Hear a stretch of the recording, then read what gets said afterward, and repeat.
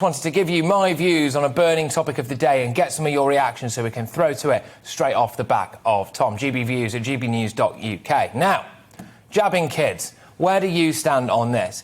Is it perfectly safe and the obviously right thing to do, or does it pose a needless risk to children and remove parental control? Here's where I'm at with it, and I want to make one thing very clear straight off the jump. I'm not anti-vax, and I don't think it's any of my business whether you want to vaccinate your child or not. But I don't really like it, and I don't like it for a few reasons. Firstly, vaccinating children appears to be more of a political decision than a medical one. The official line is that we're only really jabbing kids to stop disruption to schools, not because it might actually keep them fit and healthy. Now, that doesn't seem like a good enough reason to jab millions of young children, if you ask me. And then there's this element to it that I find deeply, deeply worrying. All children in the age group will be offered the first Pfizer jab as soon as possible, with the programme led by in-school vaccination services. And get this, a second injection will be potentially given once more evidence is gathered. Once more evidence is gathered. I don't like that, especially considering that the official number of healthy children with COVID ending up in intensive care is just 2 in every million.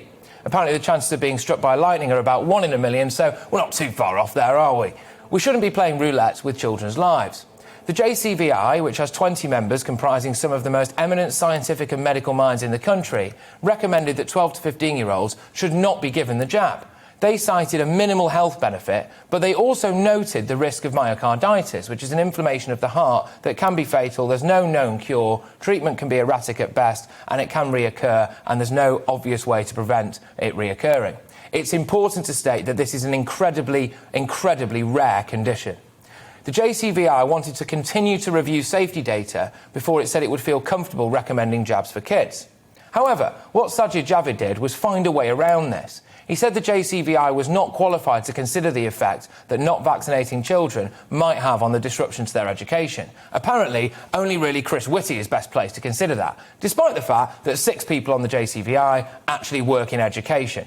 But it's all right, because at least only kids with parental consent can get jabbed. Apart from, yet again, that's a myth. In cases where the child's views differ from the parents and the child is deemed competent enough, how and by who I would like to know, to be honest with you, then the child can get jabbed. So actually, parental consent just won't exist in practice.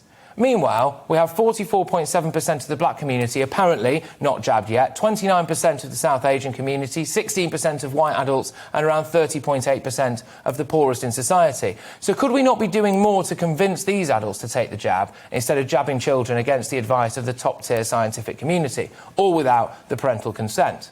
Here's where I'm at.